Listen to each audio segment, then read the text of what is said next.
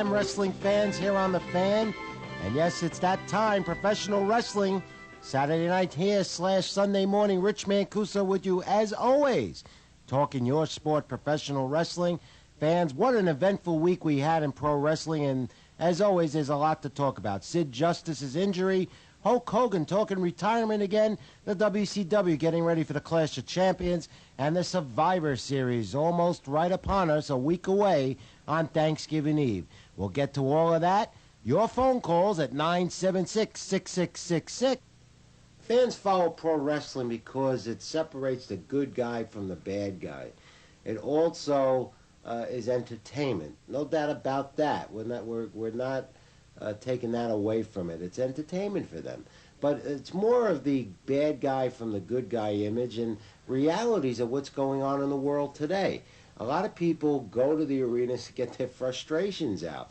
Pro wrestling's been around for the turn of the century.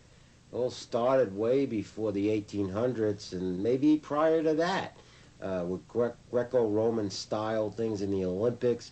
And then towards the modern era, early in 1913, it started here in the United States where there were regular matches in the arenas around the country.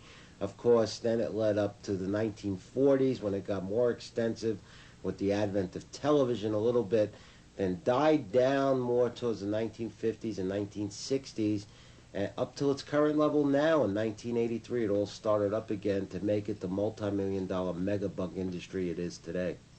I mean, it's with the Greco-Roman, you wind up really like up and somebody gets a hold of you and tries to get you down. It's almost the same thing, but then we started, when I introduce it to somebody, I want them to learn how to lock up first, how to hold it, and then how to push it away. You're going to be mostly in the way, so it's going to bounce off a little bit. I'll get off the ring. How's that? No, you can stay right here. All right. But the thing is, I don't want them to go crazy because they could go crazy. Okay.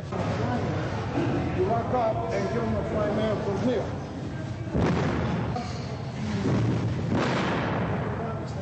I had bouts with Gorilla Monsoon. I had bouts with Bruno Sammartino. I had bouts with Andre the Giant. I had bouts with Haystack Cahoon. I had bouts with everybody that's a big name. And hey, if it comes to that, I guess Johnny Rodz had bouts with everybody.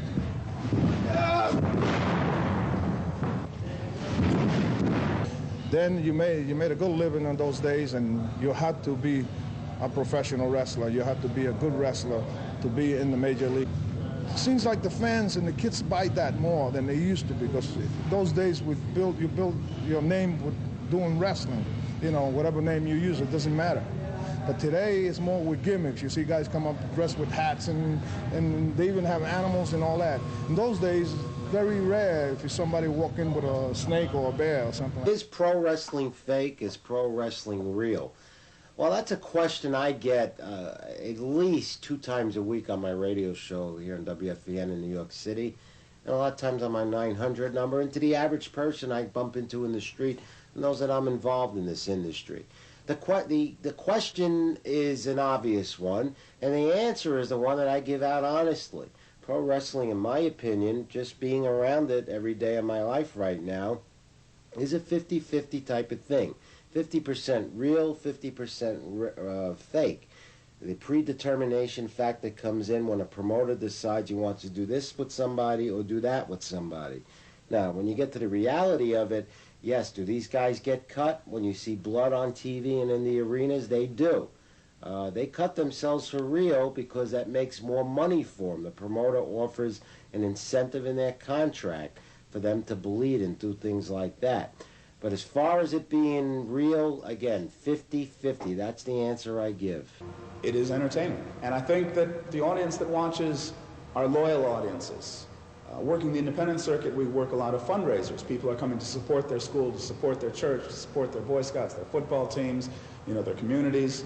And they're coming in and they're sitting there as far away as you are now from this ring. And they see people bouncing up and down in the ring. They see people go out of the ring. They see the punches, they see the kicks, and they say, damn, this stuff isn't as fake as I thought. And they come back. And then you get the loyal crowd, the people who have been there, the people that know what it's about, and the people that aren't going to say, oh, that's all fake, I'm not going to bother with it. People that say, oh, that's fake, I don't want to bother with it, are people that aren't coming.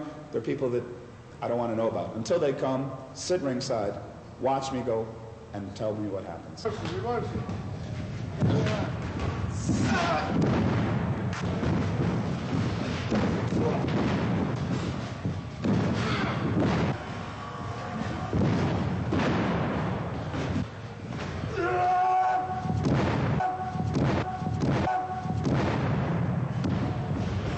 The thing is, if somebody walks me and say, hey, I think wrestling is phony, I says, you ever done it? And I don't want to tell somebody to step in the ring and do it, but I guarantee you, it's no game. This is the hoaxer. This is the man everybody's talking about. A man that I despise, a man I don't like.